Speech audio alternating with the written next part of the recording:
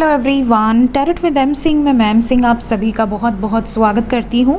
हमेशा की तरह मैं आ गई हूँ आपके पार्टनर्स की कलेक्टिव लेवल पे करंट एनर्जीज़ और उनका इमीडिएट एक्शन आपकी तरफ क्या हो सकता है, ये हम इस वीडियो में देखने की कोशिश करेंगे। तो शुरू करते हैं गाइस, लेके प्रभु का नाम। हर हर महादेव, जय हो शिव शक्ति, जय हो राधे कृष्णा, जय हो मेरे भाई। हमेशा की तरह सबसे पहले अपने पर्सन को याद कर लीजिए ताकि ज़्यादा से ज़्यादा एनर्जी इस कलेक्टिव रीडिंग में भी आपसे रेजोनेट करे। शुरू करते हैं आज की रीडिंग।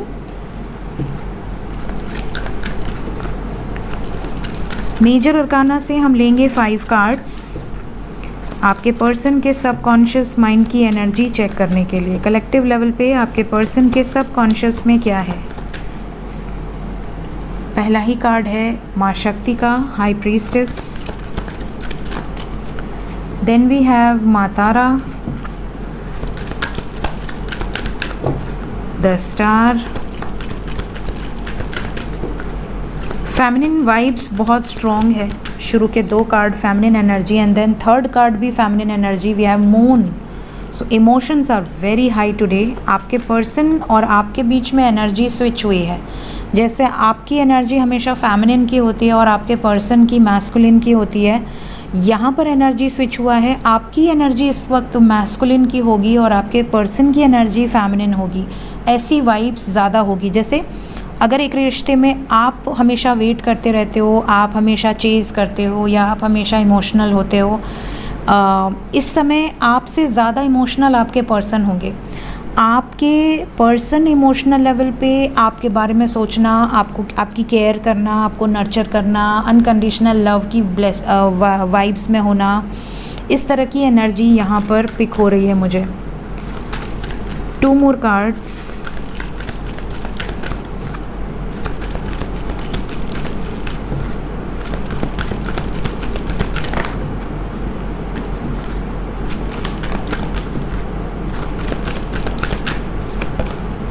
एम्प्रेस भी आ गया।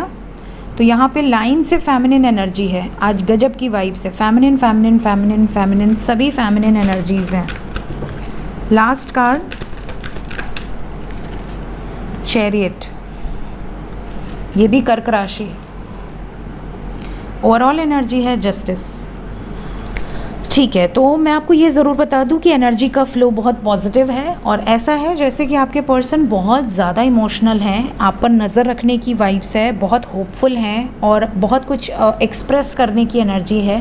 जैसे जो दिल में है वो बोल देंगे या वापस आने की वाइब्स है।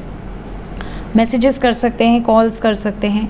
ये भी बता दूँ कि आज के दिन इनकी लाइफ में फेमिनिन का बहुत ज़्यादा प्रभाव दिख रहा है।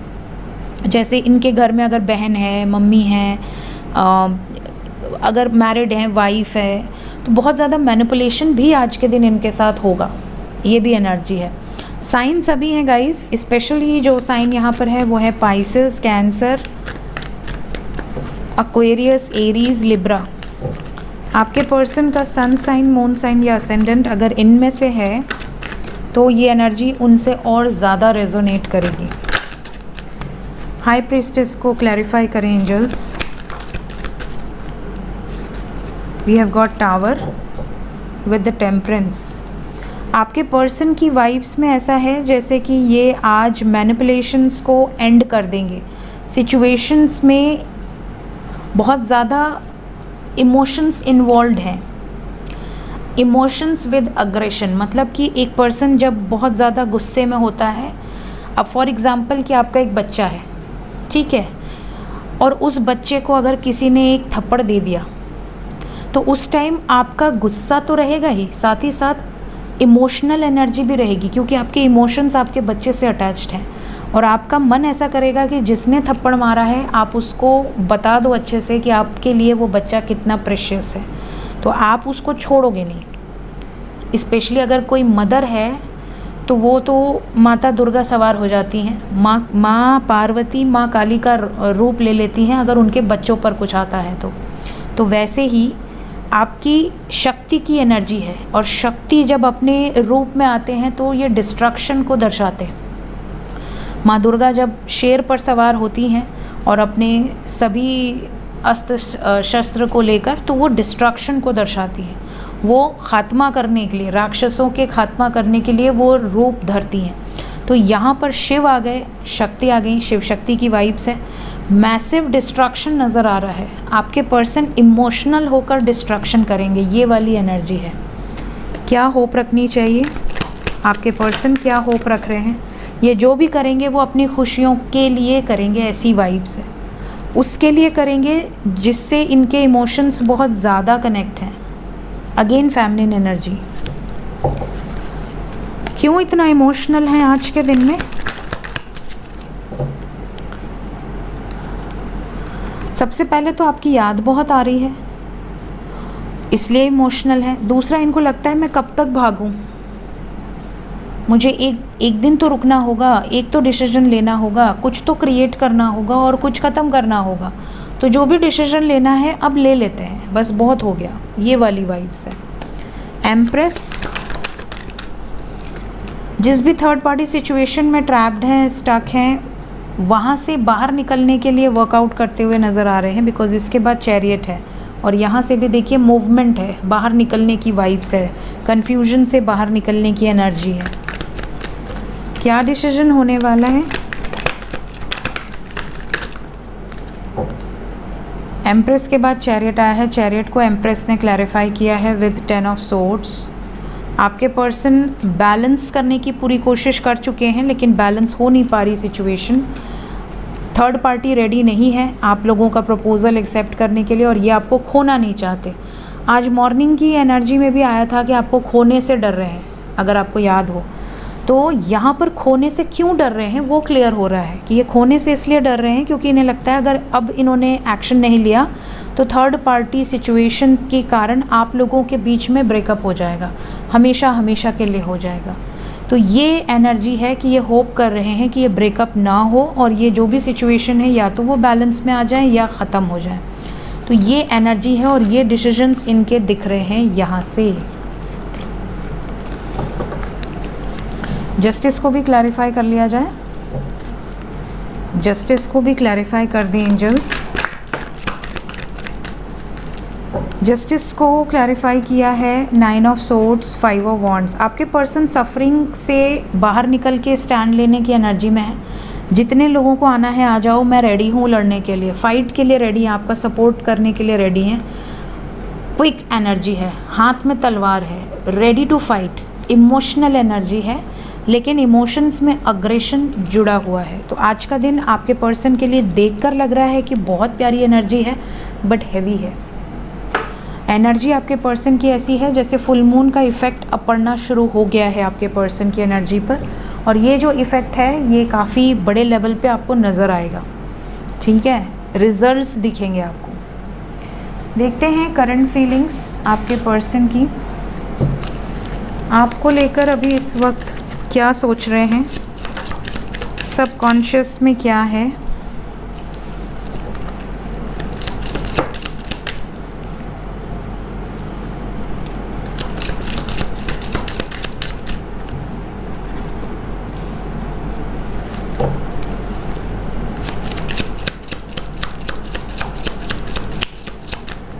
सबकॉन्शियस में क्या है,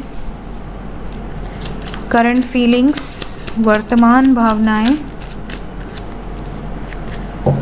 बॉटम ऑफ द डेक है कॉलिंग इन योर सोलमेट।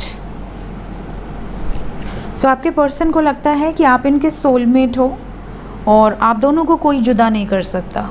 इस धरती पर किसी शख्स में इतनी ताकत नहीं है कि वो आपको अलग कर दे।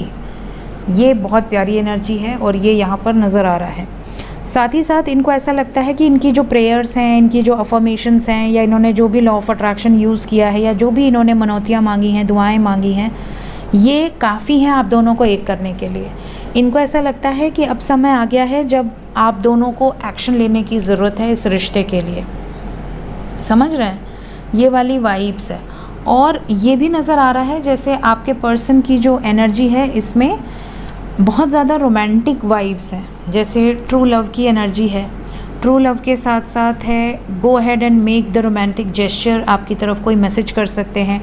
अगर मैरिड कपल्स हैं तो हो सकता है कि यूनियन भी हो जाए और आपको लेकर कहीं घूमने भी चले जाएं, कोई लॉन्ग ड्राइव पे चले जाएं, या किसी अदर स्टेट में, या इवन अब्रॉड आपको लेकर ऐसी जगह चले जाएं जहाँ पर और कोई डिस्टर्बेंस ना हो, कोई ऐसा शख्स आप लोगों को डिस्टर्ब ना कर सके और कोई भी आपके रिश्ते में कड़वाहट ना ला सके। इवन इनको ऐसा लगता है कि हमेशा आपको लगता है कि आप इन पर बहुत ज़्यादा को डिपेंडेंट हैं, आपको इनके बिना आपका जीना बहुत मुश्किल है, बट अब इनको भी ऐसा लगता है कि आपके ऊपर ये बहुत ज़्यादा को डिपेंडेंट हो गए हैं या हो गई हैं और इनको पहली बार किसी से सच्चा प्यार हुआ है जिसको इन्होंने एक्सप्रेस नहीं किया है अभी तक सही तरीके से। ये एक्सप्रेस करना चाहते हैं, आपको कहीं ले जाकर, आपको बताकर, इस तरह की वाइब्स है। साथ ही साथ इनके अंदर जो एनर्जी है वो बिल्कुल बच्चों जैसी है इस टाइम पे। जैसे एक बबल फेज़ होता है जब रिलेशनशिप स्टार्ट होता है तो बहुत नया नया सब कुछ होता है, बहुत एक्साइटमेंट होती है, एक दूसरे के लिए एक्सप्रेशन बहुत ज़्यादा होता है क्योंकि पटाना होता है। एक बार पट गया लड़का या लड़की तब फिर इंसान हल्के में लेने लगता है कि अब तो ये हो गया अपना, अब क्या टेंशन है, तो कहाँ जाएगा, घर की मुर्गी दाल बराबर या घर की खेती दाल बराबर, जो भी एक पढ़ा था हमने कहावत, उस तरह की वाइब्स हो जाती है। तो यहाँ पर ये वाइब्स है जैसे पहले की तरह जो बबल फेज़ है वैसे वाली एनर्जी यहाँ पर आपके पर्सन की होगी क्योंकि इमोशंस हाई है। देखते हैं इमीडिएटली किस तरीके का एक्शन आप एक्सपेक्ट कर सकते हैं, किस तरीके का एक्शन आप एक्सपेक्ट कर सकते हैं आपके पर्सन की तरफ से। प्लीज़ गाइड करें एंजल्स, इमीडिएटली क्या होने वाला है। सबसे पहले तो मैसेजेस आने वाले हैं, तड़क करके आया ये कार्ड। अगर आपसे डिस्कनेक्टेड हैं तो खुश हो जाइए, आपके पास वापस आने की वाइब्स है।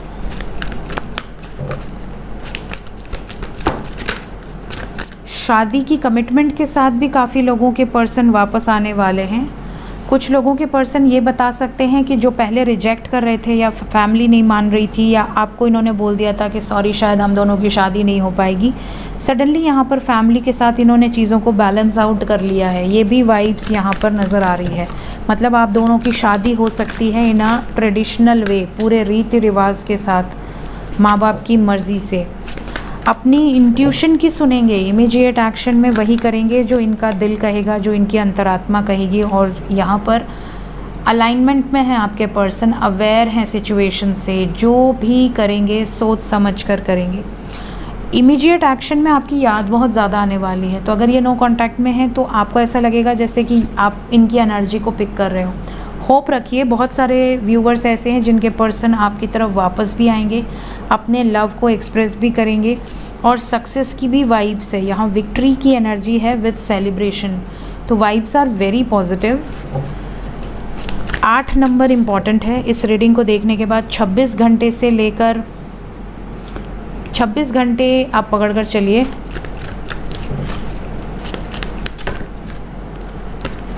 (26 to 44 आवर्स के अंदर की मैक्सिमम ये वाइब्स हो सकती है।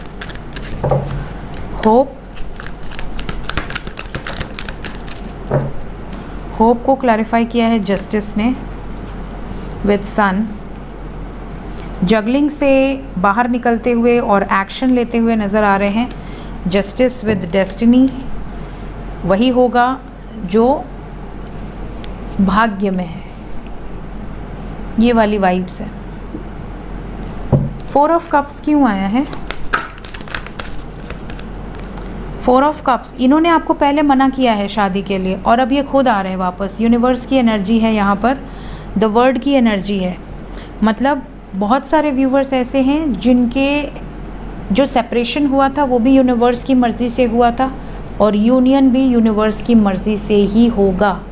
ये एनर्जी है यहाँ पर। सो क्लेम करें इस एनर्जी को। 8 नंबर इम्पॉर्टेंट है। 8 नंबर अगस्त का भी है, तो अगस्त के अंदर काफ़ी लोग जो बहुत समय से वेट कर रहे हैं उनका यूनियन निश्चित है। एंजल्स क्या बताना चाहते हैं मेरे व्यूवर्स के लिए? Guided message, it's a yes, claim it. Yes, opportunity मिलने वाली है बहुत सारे लोगों को। लकी वंस,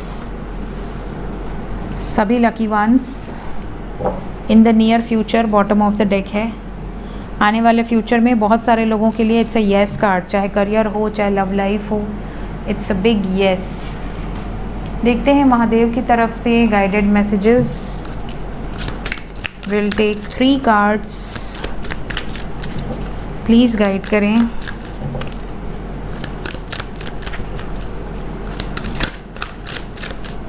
आ गए 3, देखिए 1 2 3। बॉटम ऑफ द डेक है भांग, एडिक्शन।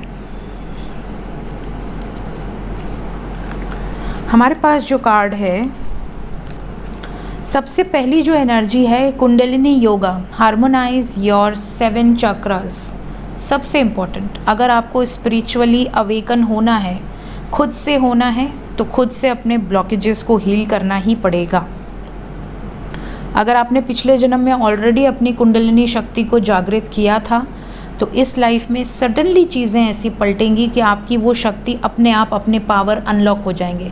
जैसे कई बार क्या होता है कि आप पासवर्ड भूल जाते हैं, ठीक है, आपने बर्थ लिया, आपके पिछले जन्म की सारी मेमोरीज़ को भगवान ने डिलीट कर दिया, भगवान ने आपको पूरा नील बटा सन्नाटा करके भेज दिया और सारी जो मेमोरीज़ हैं वो आपके चिप में, आपके सबकॉन्शियस में अपलोड कर दी।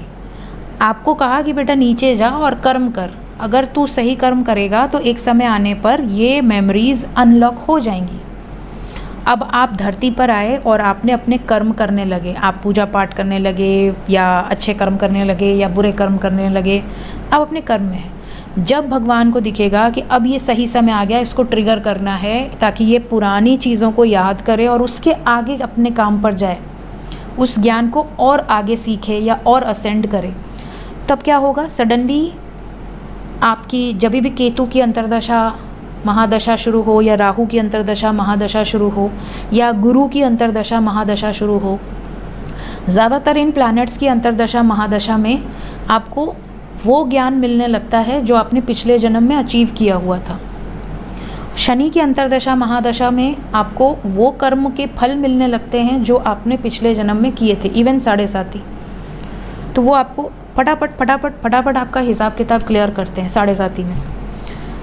तो ऐसी सिचुएशन उन लोगों के साथ होती है जिन्होंने पास्ट लाइफ में अचीव किया हुआ है, तो अनलॉक होती हैं चीज़ें, तो उनको बहुत ज़्यादा मेहनत नहीं करनी पड़ती, अचानक से वो सिद्धि प्राप्त हो जाती है, अचानक से उनके वो एक्टिवेट हो जाते हैं पूर्व पुण्य जो भी उन्होंने करे हुए हैं या पूर्व जो उन्होंने विद्याओं का अध्ययन किया हुआ है।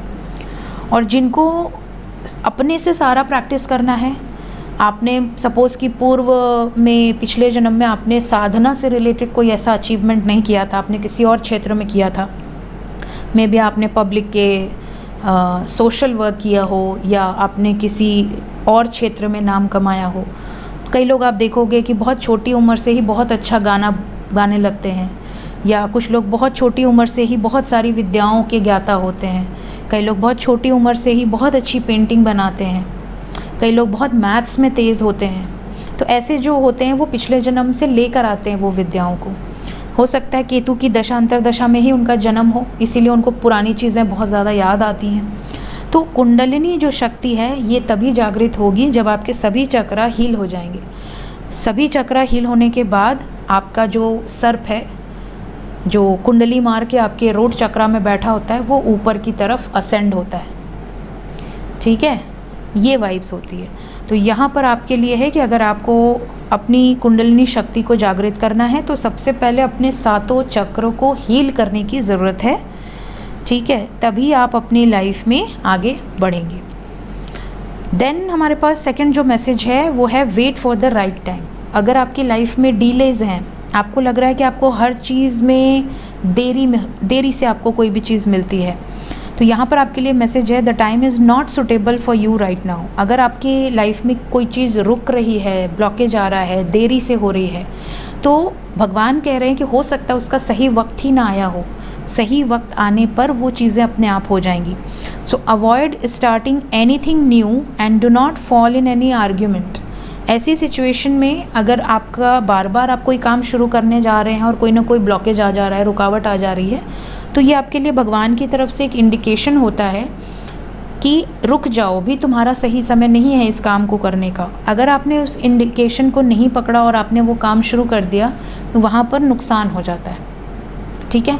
तो जब सही समय आएगा चीज़ें अपने आप अलाइन हो जाएंगी, आपकी जो ज़िंदगी है उसका पूरा हिसाब किताब पहले से लिखा जा चुका है।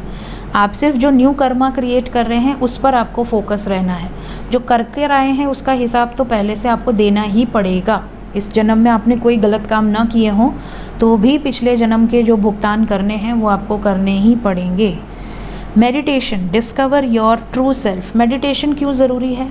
ताकि आप अपने आप को जान सकें, आप कौन हैं, क्यों आए हैं इस धरती पर, क्यों आपने उस घर में जन्म लिया, क्यों आपके माँ बाप वही मिले जो इस जन्म में आपके माँ बाप हैं, उनके साथ क्या कर्म बंधन है, आपके छोटे भाई बहन के साथ क्या कर्म बंधन है, आपके चाचा मामा दादा दादी क्या कर्म है, ये सब हम एस्ट्रोलॉजी से जान जाते हैं और मेडिटेशन से भी जान जाते हैं। जब आप मेडिटेशन करते हैं तो आपकी जब थर्ड आई एक्टिवेट होती है तो आपको सारे विजन्स आने लगते हैं, पिछले जन्म के, इस जन्म के। तो आपको पता चल जाता है इस जन्म में जो मामा हैं वो पिछले जन्म में मेरे भाई थे, या इस जन्म में जो माँ हैं वो पिछले जन्म में भी माँ थी, या इस जन्म में जो बेटा है वो पिछले जन्म में मेरा पति था। कुछ भी, सबके साथ सीन होते हैं अलग अलग।